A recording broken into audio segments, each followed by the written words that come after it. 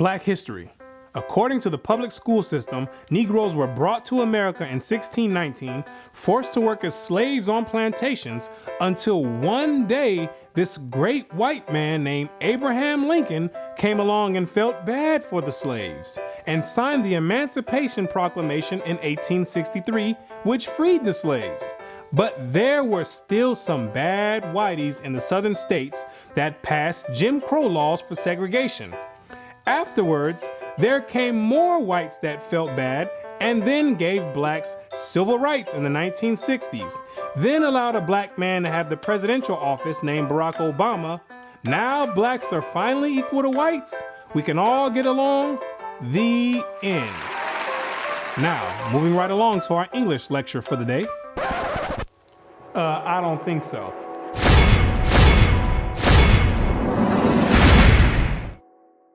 Black history. What do you know about Black history? Let me ask you a question. Prior to the transatlantic slave trade in the 1600s, what was your nationality? What did you call yourself? Some may say African. Well, Africa is a continent, and in that continent, there's over 47 different countries in there. Which one do you come from? What language did you speak prior to the 1600s? Was it English? There's over 1,500 dialects being spoken in the land of Africa. Pick one. What clothing did you wear? Was it high heels and stilettos? Skinny jeans and Vans? What food did you eat? Hamburgers and hot dogs? French fries and SpaghettiOs?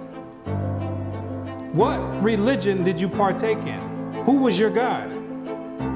Was it Christianity and Cesare Borgia? Most of you have no idea about the answer to these questions. You have no recollection of any history prior to the transatlantic slave trade. Now, is that a coincidence or by random chance? I don't think so.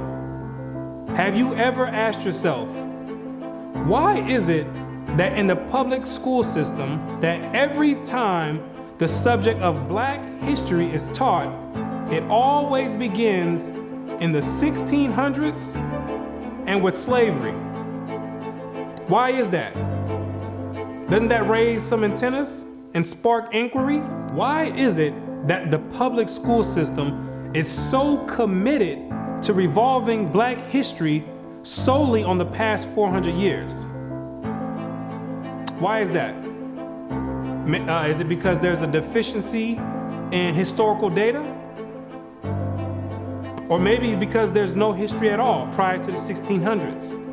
Maybe Black people just poofed out of thin air, sporadically, landed on slave ships, and they said, hey, we got a new species here, and start importing and exporting them all over the world. Maybe that's what happened. The question arises, what is the drawback on this history? Why does it keep being withheld? What's the big idea about it? Why is it being held hostage? That's the question. Why can't it be expounded on? 100 years prior to the 1600s? 300 years, 500 years, 1,000 years? Why is that information not being revealed? What's the big secret? What's the mysticism about it? What you're gonna come to realize is that your identity is the biggest kept secret on the planet Earth. Oh, you thought that NASA and the space station and the secret missions being conducted by them, oh, you thought that was the biggest kept secret on Earth. No, this is bigger than that. You thought that the government and the CIA and the FBI hiding information about UFOs and Planet X and Nibiru and aliens, you thought that was the biggest information and biggest kept secret. No, this is bigger than that. The elite Confederate has spent billions of dollars and constructed an innumerable amount of psychological stratagem to ensure that you never received and acquired this information that's about to be put out. You're about to receive pertinent information from some of the most reputable biblical scholars, historians, and archaeologists. And they all know something that you don't know. And that's your identity. Ham, the youngest son of Noah, born probably about 96 years before the flood, and one of 8 persons to live through the flood. He became the progenitor of the dark races, not the Negroes, but the Egyptians, Ethiopians, Libyans, and Canaanites. Wait, the churches and the pastors, which are set up by the government, all teach in unison a doctrine that all black people come from the seed of Ham. But once you open up scholastic sources, you'll find out that the biblical scholars say something totally different from what's taught in Orthodox Christianity. What do they mean by Ham is the father of the dark races but not the Negroes? The Negroes themselves are a dark race of people, so how can you say that Ham is the father of all these dark races and exclude the Negroes? What are the biblical scholars trying to convey? What the biblical scholars are saying is that you're not African. There's only 4 families, according to the Bible, that make up the native population of Africa, or the land of Ham. And the biblical scholars know that you don't descend from any one of those 4 families. In order to write that in a scholastic and academic book, the biblical scholars have done extensive and thorough research on both the so-called Negroes and the Africans, the native Africans. And they've came to the conclusion after the extensive research that the Negroes don't have anything to do with the native Africans at all. They're 2 totally separate people. In the 1840s, Morton collaborated with George R. Gliddon, an Egyptologist, who provided him with mummy heads and information about the racial significance of Egyptian tomb inscriptions. In Crania Aegyptiaca, published in 1844, Morton pointed out that both cranial and archaeological evidence showed that the Egyptians were not Negroes. In 1840, Dr. Morton was trying to find out the racial origin of the so-called Negroes that were in America in slavery. So he got together with the Egyptologists, which supplied him with the mummy heads, and what he did was conduct an extensive research on the cranial remains of the heads in Egypt, in contrast to the cranial remains of the heads in America. And what he found out is that the Negroes that were in slavery were not Africans. He found out that the skulls were 2 totally different types of skulls. The Negro's head was longer than the Egyptian head. The physical characteristics from the outside look similar, with the thick lips and the broad nose. But once you start delving into the real characteristics, he found out that there were 2 totally different people, as abolitionists and colonizationists had maintained, and that in fact, blacks had been relegated to the same servile position in ancient Egypt as in modern America. But what Dr. Morton did discover is that the Negroes that were serving slavery in America served the same position and servitude in ancient Egypt when they matched other skulls and other cranial remains in Egypt. They said these are exact matches. So what are the scholars saying? What you're gonna find out is that they're saying that you are the biblical Israelites. Yes, you're the same exact people that served slavery in the land of Egypt.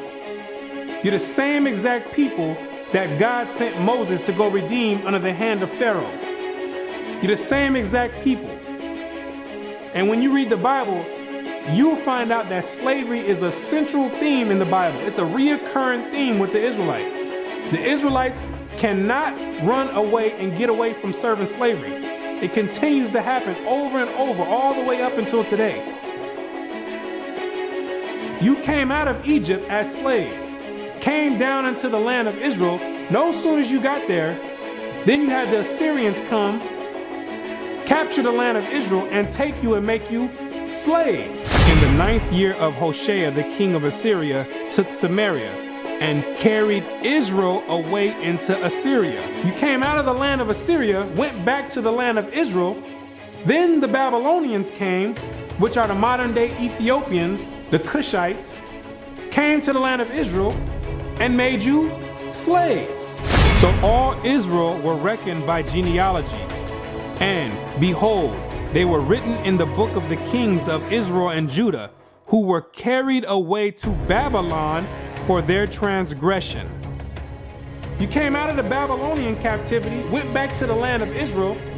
Then the Persians came on down there, took the Israelites and made you slaves.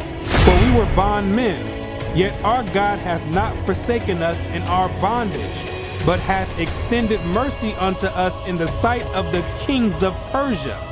You came back from the Persian Medo captivity, went back to the land of Israel, rebuilt the temple up.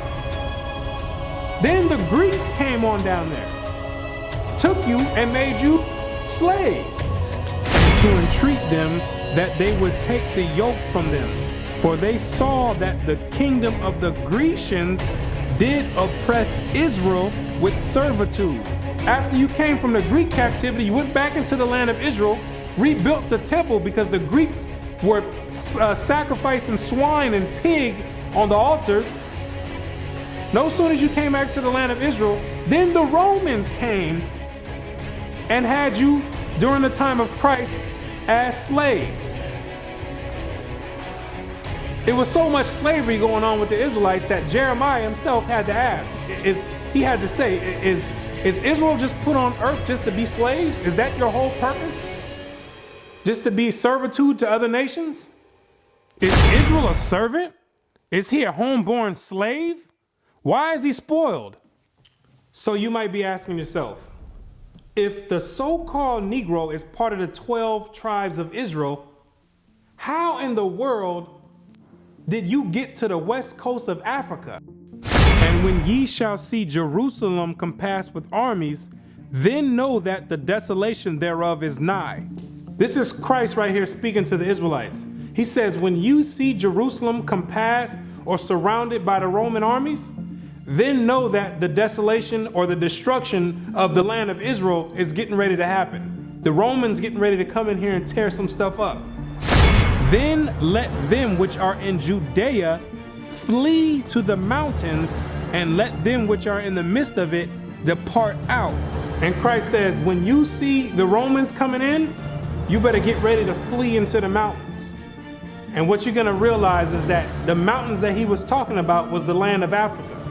It was the same exact place that Mary and Joseph took Jesus when they were fleeing from Herod when he was trying to come find Jesus to kill him. They went right into Africa. And the Israelites went into Africa as well, fleeing from the Romans. In the year 65 BC, the Roman armies under General Pompey captured Jerusalem. In 70 AD, General Vespasian and his son Titus put an end to the Jewish state with great slaughter. During the period from Pompey to Julius, it has been estimated that over 1 million Jews fled into Africa, fleeing from Roman persecution and slavery. The slave markets were full of black Jewish slaves. Over 1 million of you Israelites fled from the land of Israel into the land of Africa, running away from the Romans because the Romans was coming to put slaughter to the Israelites. The ones that didn't take heed to the prophecy of Christ when he said you better leave and go to the mountains, go to Africa, when they got caught by the Romans, they were taken back to Europe and sold in slavery and put in servitude and became gladiators, put in the lions' dens.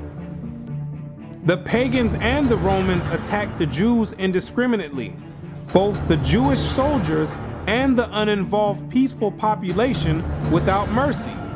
As a result of this merciless attack, Many Jews fled to those parts of Northwest Africa known as Tunisia, Algeria, Morocco, and Mauritania. Many other Jews fled to other areas where Rome did not have any jurisdiction. This was to the region of the south, the Sahara Desert, and the Sudan. Grazel says, such is the explanation of how the Sahara Desert first acquired Jewish tribes, toughened by a fighting tradition and possessed of physical characteristics, black, which it is said still makes them approximate very closely the original Jewish population of Palestine. And after migrating from Israel and dwelling on the northwestern parts of Africa, after you were fighting vigorously with the Romans, you had no choice but to start migrating to the southern regions of Africa, where the Romans didn't have any jurisdiction. Because the Romans were relentless and they were adamant about putting all Israelites to death. So in order to get any type of peace, the Israelites had to start migrating to the sub-Sahara parts of Africa. The scholars know this for a fact. The biblical scholars know this for a fact. They know all the history of the Israelites and their migration patterns.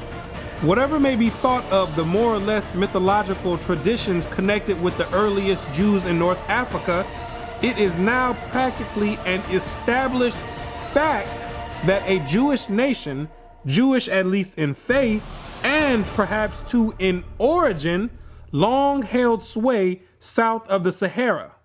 In later centuries, Jews are believed to have settled in Western Africa during the height of the Songhai, Mali, Ghana, and Kanem-Bornu empires. According to accounts from explorers of the region, several powerful Jewish families of the Songhai Empire were of Jewish origin. Some accounts place West African Jewish communities in the Andu Forest of Dahomey, south of Timbuktu. In the 1930s, these groups still maintained a Torah scroll written in Aramaic that had been burned into parchment with a hot iron instead of ink so it could not be changed. In the 1930s, the historians went over there and still found Israelites over there that didn't get captured in the slave trade, still practicing the Hebraic faith, still knowing who they were. With a Torah, which is the first 5 books of Moses, written in Aramaic. That's the ancient language. And it's a shame that they have to burn it in hot iron so the European colonialists don't come over there tampering with it and taking the evidence and trying to hide the history. It's a shame that they have to do that. It is a total shame that they have to do that. The black Jews had an advantage over the African tribes. They carried their culture, history, laws, and written records with them. The Jews made use of every opportunity. They were an industrious and skillful people. In the Jewish Ghanaian states were found kings, princes, governors, generals, secretaries, treasurers, revenue agents, judges, architects, engineers, doctors, historians, language interpreters, mathematicians, jewelers, sculptors, masons, carpenters, painters of art, goldsmiths, leather workers, potters, armorers, saddlers, blacksmith, agriculturalists, etc. Who told you that you was a bunch of Negroes running around on the west coast of Africa, butt naked, swinging from vines?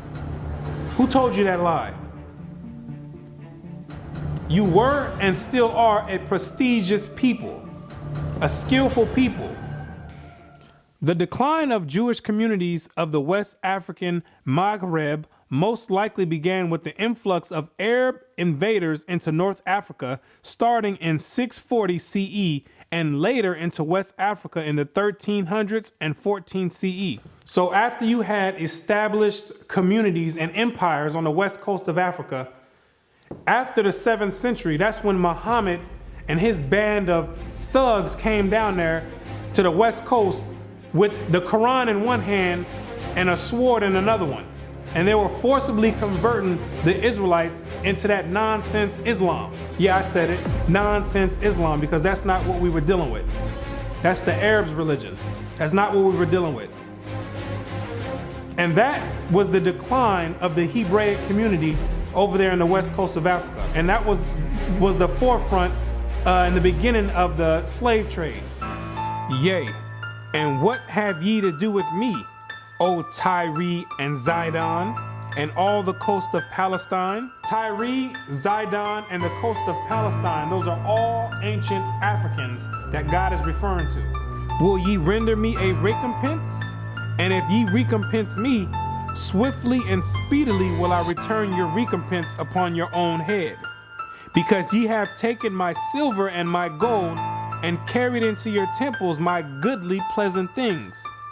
The children also of Judah and the children of Jerusalem have ye sold unto the Grecians. The Africans got together with the so-called Grecians or the Europeans, and they commenced in selling the Israelites that were dwelling on the west coast of Africa in slavery. There's your slave trade right there in the Bible. Both buyers, Europeans, and sellers, Africans, saw the people traded into captivity on the African coast as outsiders. Now, why did those Africans see you as outsiders? Because you were some people that migrated and encroached on their land. They knew you were not the same exact people. The customs that you had, the way you moved, they knew you were not the same people, so they had no problem commencing in a slave trade with the Europeans. Do you be crazy to believe that Africans were selling their own people? That makes no sense at all. When the Europeans put that in the textbooks, they're using technicalities, saying Africans sold other Africans. When they're using technicalities, what they mean to say is native Africans were selling Israelites that were living in Africa. It'd be no different if somebody wrote history of 500 years from now and say there was a slave trade that happened here in America. Say black people got together and start selling white people to the Chinese. If somebody with the same mindset that the Europeans have wrote history 500 years from now, they would say Americans were selling other Americans to the Chinese. When it's two totally different nation of people living in America. You can't just say Americans sold other Americans. Two totally different people. It's the same exact scenario on the west coast of Africa. There are both oral and written explanations that trace the origin of the Igbo. And the most tantalizing is an association of the Igbo to the Hebrew race. This assumption is based on the fact that Igbo culture has many similar traditional customs like that of the Jews. Similar customs are observed in marriage negotiations, childbirth and circumcision, restitution, attitude to totem animals and taboos, as well as hospitality to others, especially to strangers, etc. The Igbo are therefore said to be the split and lost group or tribe of Israel that refused to wander further northeast with Moses, but preferred going down southward. The Igbo people have many Jewish traditions. Naomi Katz, the current Israeli ambassador in Nigeria, and others point to their possible ancient Israelite origins. See, the scholars, they've done their research on the Igbo tribe, extensive research. And they've compared the traditions of the Igbo tribe and they've matched them up to the biblical traditions of the Israelites. And they said, whoa, these are strikingly similar. The only way that these people could be practicing the Hebraic faith this close is if they were the biblical Israelites themselves. So you may ask yourself, what is the significance of the Igbo tribe to the so-called Negro in the Americas? When you do the research, what you're going to find out is that the Igbo tribe is one of the main sought-out tribes that were captured and sold in the transatlantic slave trade and came right here to America. The British were the major buyers before they banned their own slave traffic in 1807. They were replaced by the Portuguese and the Spanish for as long as the traffic continued here. The majority of the captives were speakers of Igbo dialects. You can hear me clearly, Rabbi. Let us have your name once more. My name is Rabbi Yehuda Ben Shomer. Okay. Well, is it okay if we just call you Yehuda? Yeah, that's fine. Today? Okay, yeah, that's great. fine. No problem at all. I'll go on even further to say this, that the slave trade is actually connected to Deuteronomy 28, because the majority of the slaves that were brought to the Caribbean islands and brought to the Americas were Igbo people, were people of Hebrew and Hebraic Israelite descent, if you will. And so if you read Deuteronomy chapter 28, it matches perfectly what happened to the Hebrew slaves, the black Hebrew slaves, during the slave trade. It just matches it perfectly. Back up now. I think we just rung a bell here. Hold up now. Okay. Hold up. Hold the presses. Okay. Hold up. I hope everyone is listening to this. This is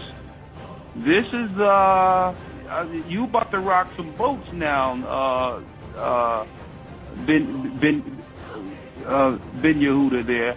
Hold up now. Listen to what he's saying here. So you are saying that there's a great chance, or more so, that the black people that links directly to the slave trade are from the lost tribes of Israel. Is that what you're saying here, sir? Yes, I am. Now, granted, I will qualify that I don't. Wait a second. I don't believe that every single black person is Hebraic or Jewish, but I'm saying that the majority of the slaves involved in the slave trade were Hebrews. These people knew exactly who they were buying and selling, both the Africans and the Europeans. The Europeans, which are the Romans went after 70 AD, they went conquering, and they done hid themselves under different nationalities after they done conquered the native people that were in those lands in Europe. Hid themselves under the French, under the British, under the Portuguese. They're the same exact Romans. And all they're doing is continuing the agenda that was put in place in 70 AD. When they came down there looking for the Israelites. It's the same exact agenda. And carrying it forward to today. It's the same exact agenda. They knew exactly who they were aiming for. It's not by coincidence that all the history matches up perfectly with the Bible prophecies. It's not a coincidence.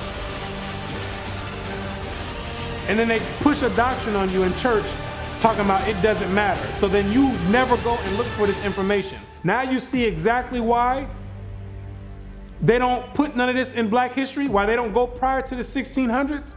You start digging prior to the 1600s, and then you find out you come or descend from the Igbo tribe. You start doing your research.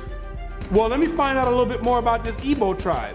Then you find out that the Igbo tribe are known as fact descend from the 12 tribes of Israel. So then you say, hold on. Something's not right here. That's the exact reason why they don't go prior to the 1600s. You're not supposed to find out this information. They're supposed to keep renaming your nationalities every few years to cause confusion and to have you confused, not knowing who you are. Each year, something else come out. First you called Negro, then you called color. Then 10 years later, they switch it to African American. It's all by design. Now you have to be asking yourself, if you are supposed to be the people of God, the chosen people of God, why is it that he continues to allow you to keep going into slavery after slavery after slavery? And why does he have you building up everybody's civilization off of the back of your slave labor. And it shall come to pass, when thou shalt show this people all these words, and they shall say unto thee, wherefore hath the Lord pronounced all this great evil against us? Or what is our iniquity? Or what is our sin that we have committed against the Lord our God? Then thou shalt say unto them, because your fathers have forsaken me, saith the Lord, and have walked after other gods, and have served them, and have worshipped them, and have forsaken me, and have not kept my law. What you're gonna realize is that when Moses brought you out of the land of Egypt and you entered into the wilderness, you entered into a covenant with the Most High God, the creator of everything you see in heaven and in earth. You entered in a blood in and blood out agreement with the creator. And he kept his end of the bargain, but you never kept yours. And he took the book of the covenant and read in the audience of the people. And they said, all that the Lord hath said, we will do, and be obedient. And Moses took the blood and sprinkled it on the people and said, behold, the blood of the covenant, which the Lord hath made with you concerning all these words. Once Moses sprinkled the blood on you, there was no way out of it. You entered into the covenant. And it shall come to pass, if thou shalt hearken diligently unto the voice of the Lord thy God, to observe and to do all his commandments, which I command thee this day, that the Lord thy God will set thee on high above all nations on the earth. And all these blessings shall come on thee and overtake thee, if thou shalt hearken unto the voice of the Lord thy God. You see, if you kept your end of the bargain, the deal was the Most High was going to set you above all nations on the planet Earth. You know, the same spot that the Europeans have today, that was supposed to be your spot if you kept his laws, statutes, and commandments. But, that means there's a stipulation. There's two sides of the bargain. It shall come to pass, if thou wilt not hearken unto the voice of the Lord thy God, to observe to do all his commandments and his statutes which I command thee this day, that all these curses shall come upon thee and overtake thee. Thy sons and thy daughters shall be given unto another people, and thine eyes shall look and fail with longing for them all the day long, and there shall be no might in thine hand. Thou shalt beget sons and daughters, but thou shalt not enjoy them, for they shall go into captivity. The stranger that is within thee shall get up above thee very high, and thou shalt come down very low. Moreover, all these curses shall come upon thee, and shall pursue thee, and overtake thee, till thou be destroyed, because thou hearkenest not unto the voice of the Lord thy God, to keep his commandments and his statutes which he commanded thee. And they shall be upon thee for a sign and for a wonder, and upon thy seed forever, because thou servest not the Lord thy God with joyfulness and with gladness of heart for the abundance of all things. Therefore shalt thou serve thine enemies, which the Lord shall send against thee, in hunger and in thirst and in nakedness and in want of all things. And he shall put a yoke of iron upon thy neck until he have destroyed thee. God says you'd have the yokes of iron on your neck until he has destroyed you. So that means when he take the yokes of iron off, you were destroyed. When did that happen?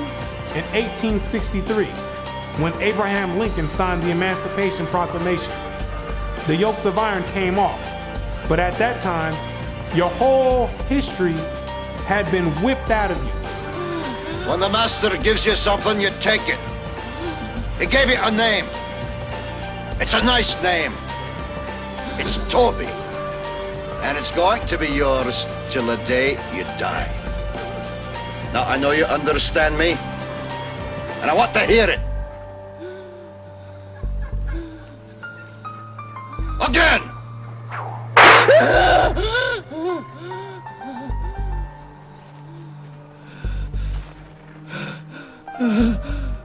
I want to hear you say your name. Your name is Toby. What's your name? Gunther.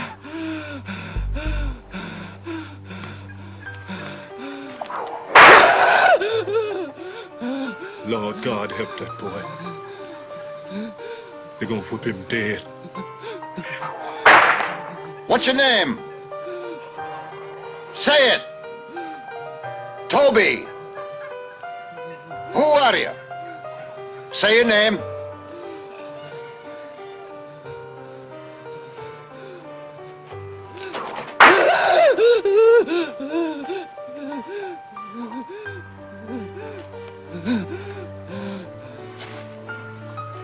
What's your name? Toby. So that the man that is tender among you and very delicate, his eyes shall be evil towards his brother, and toward the wife of his bosom, and toward the remnant of his children, which he shall leave. You wonder why it's black on black crime? You didn't keep your part of the covenant. You wonder why black men always leave the children? You didn't keep your part of the covenant.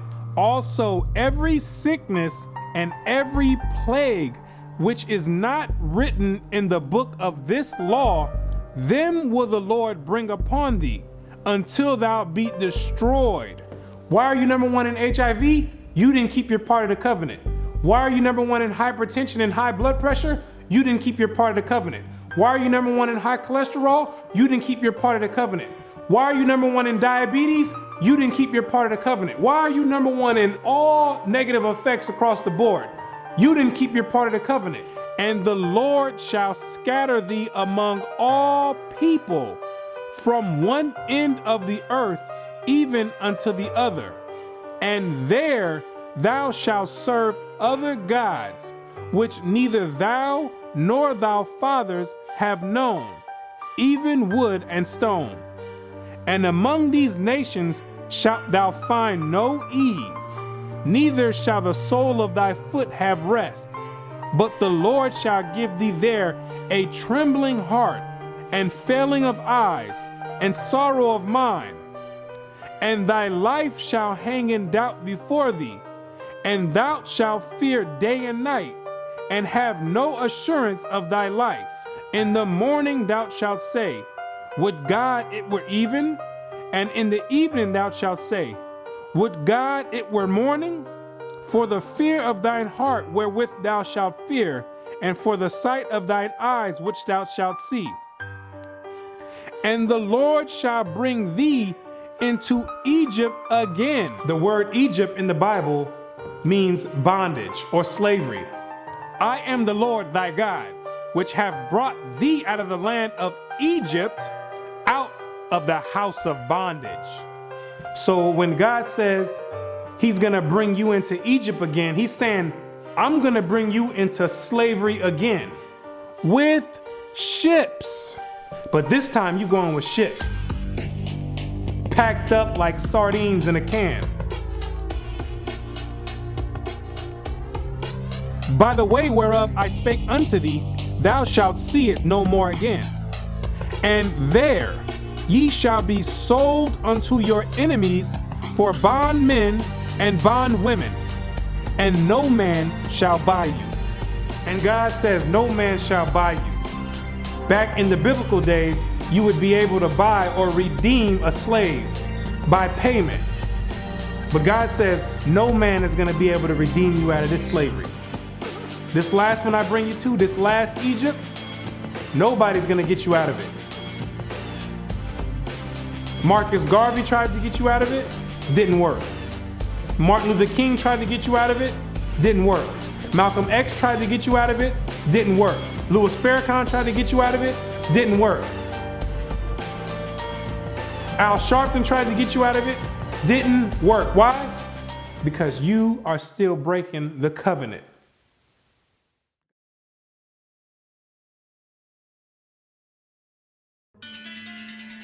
If you're the real Israelites, who are these people over there in the land of Israel claiming to be you? Those are Romans, Europeans. They got pushed up in the South Georgia, Russia, in the Caucasus Mountains, and hid themselves under the name of Khazars.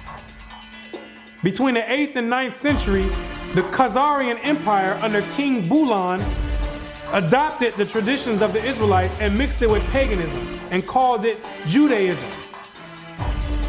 Yes, we know your history too.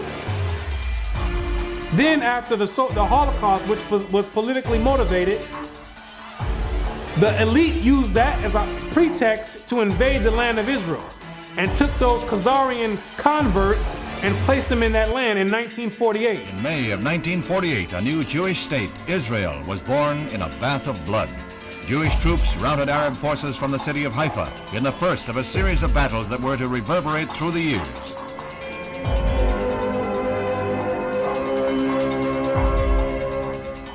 In the year of independence, fighting was fierce in the Negev desert area. Here, Israeli troops routed the Arabs and took hundreds of prisoners. Meanwhile, on May 14, 1948, the new government headed by David Ben-Gurion is installed in Tel Aviv. Thus, for the first time since the Roman legion destroyed Jerusalem in the year 70 AD, the Jewish people have a nation of their own. United Nations teams accompany Israeli soldiers under the white flag to retrieve the bodies of soldiers killed in the continuing strife with Arab troops. The UN was able to effect some uneasy pacts calling for a truce, but skirmishes continued to break out. Dr. Chaim Weizmann joined Premier Ben-Gurion in the government. The Jewish patriot became president as Israel went before the United Nations to seek a place in that world body. The Middle Eastern Arabic nations were in violent opposition, and when Israel was voted a membership, they walked out in a body. For the rest of the day, their seats remained empty, but they returned the next morning to no further incident. Thus, history was made as the Jewish state of Israel was born. Conceived in strife and weaned on violence, Israel has flourished to become a constructive voice in world affairs. Her flag became a symbol of hope. To destabilize the Middle East. Prior to that, those people never lived in the land of Israel. Prior to 1948, those people never stepped foot in the land of Israel. Those are Europeans hiding themselves, European Romans hiding themselves under Jewish. That's what they keep doing each time. They keep going different places and taking on different nationalities. They're the same exact people. These are the same exact people that funded your transatlantic slave trade. Yes, the same Jewish man, the same Romans. These are the same people that's responsible for your 400-year short span Black history curriculum. These are the same exact people that control the media outlets and push rap music on the whole Black community and support it and push it on the forefront. The same exact people. They control all the media. These are the same exact people that are responsible for your Christian churches in all the neighborhoods in the Black community.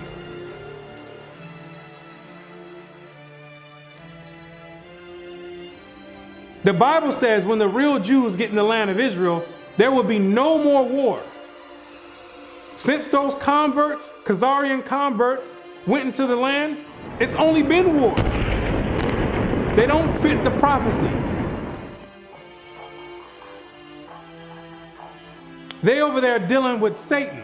I know thy works and tribulation and poverty, but thou art rich. And I know the blasphemy of them which say they are Jews and are not, but are the synagogue of Satan, using the Babylonian Talmud as their authoritative source.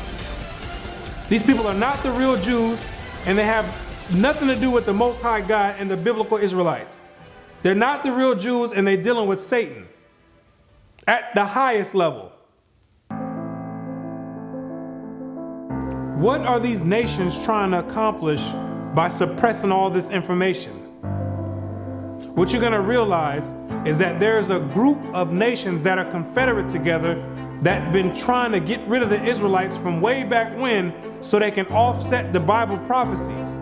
Keep not thou silence, O God, hold not thy peace, and be not still, O God, for lo, thine enemies make a tumult, and they that hate thee have lifted up the head. They have taken crafty counsel against thy people, and consulted against thy hidden ones.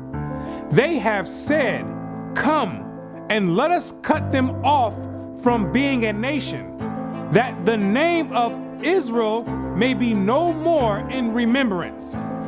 The elite know that America, according to the Bible, is the last kingdom before the return of the Messiah. It's the last reigning kingdom, called Babylon the Great, or the Little Horn.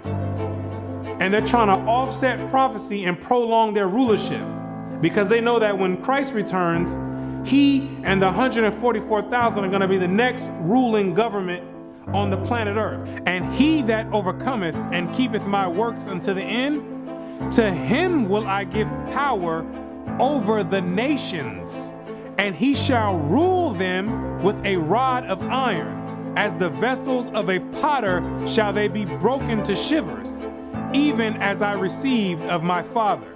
And I heard the number of them which were sealed, and there were sealed 144,000 of all the tribes of the children of Israel. The elite don't want this prophecy to go forth. They're going to do anything in their power to offset the prophecies and prolong their rulership, because they know that once the Israelites are in rulership or in authority, that all these nations that had a hand in enslaving the Israelites, they're all going in captivity. It's going to be their turn for servitude. For the Lord will have mercy on Jacob, and will yet choose Israel, and set them in their own land. And the strangers shall be joined with them, and they shall cleave to the house of Jacob. And the people shall take them and bring them to their place.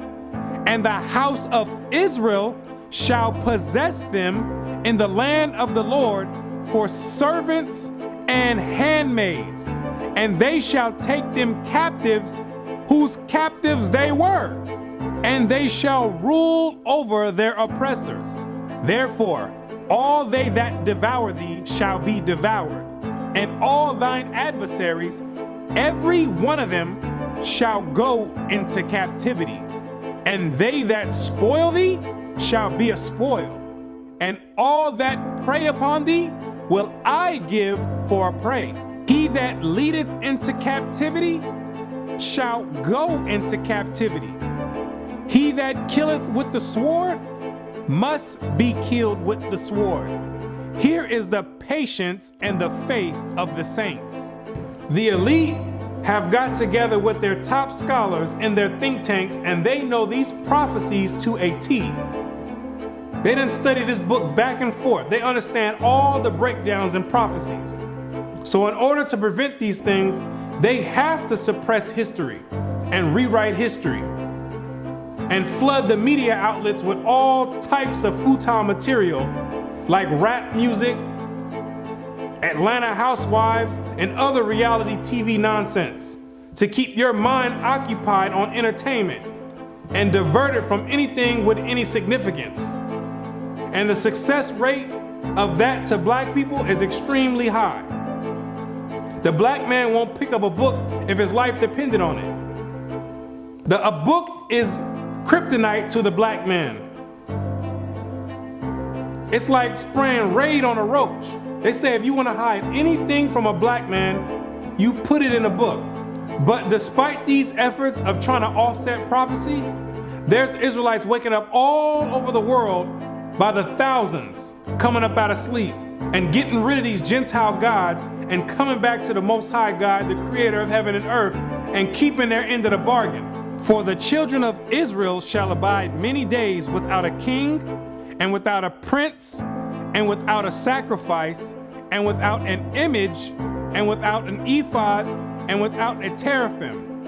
Afterward shall the children of Israel return and seek the Lord their God and David their king, and shall fear the Lord and his goodness in the latter days. The kingdom of heaven rulership, the governing body, is being set up right now in the midst of everyone, and nobody even knows it. While America is on an economic decline, God is raising up the ruling government of the kingdom of heaven. He says, even though the children of Israel are as the sand of the sea, only a small remnant are going to be saved from his wrath. Isaiah also crieth concerning Israel, though the number of the children of Israel be as the sand of the sea, a remnant shall be saved. Because the majority of you Israelites are going to be too caught up and bugged out of your mind and caught up in the world and caught up in Christianity to even give the Creator a thought and even to consider to go back and keep your part of the covenant. But God says He's not sending you in slavery no more.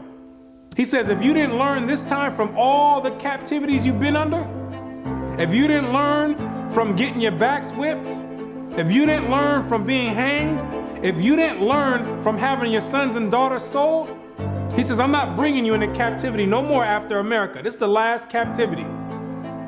He has another plan for you. You got another punishment coming. It's called the lake of fire. But the fearful and unbelieving and the abominable and murderers and whoremongers and sorcerers and idolaters and all liars shall have their part in the lake which burneth with fire and brimstone, which is the second death. And you're going to be there for a very long time. But to those that have an ear and come back and return to the Heavenly Father, He's going to make a new covenant with you. For finding fault with them, He saith, Behold, the days come, saith the Lord, when I will make a new covenant with the house of Israel and with the house of Judah. The Bible says that the new covenant is with the Israelites, not all nations. He made the first covenant with you, and He's making the next covenant with you as well. Not according to the covenant that I made with their fathers in the day when I took them by the hand to lead them out of the land of Egypt, because they continued not in my covenant, and I regarded them not, saith the Lord.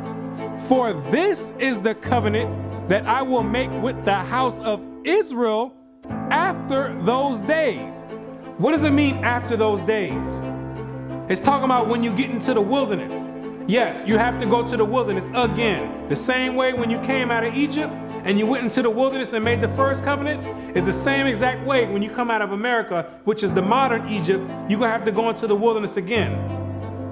And I will bring you out from the people and will gather you out of the countries wherein you are scattered, with a mighty hand and with a stretched out arm and with fury poured out. And I will bring you into the wilderness of the people, and there will I plead with you face to face, like as I pleaded with your fathers in the wilderness of the land of Egypt. So will I plead with you, saith the Lord God. And I will cause you to pass under the rod, and I will bring you into the bond of the covenant. The covenant is going to be made after Christ returns. That's the new covenant. Then there's a new covenant now. You're still under the same exact covenant you made when you came out of Egypt. That's a binding covenant right now.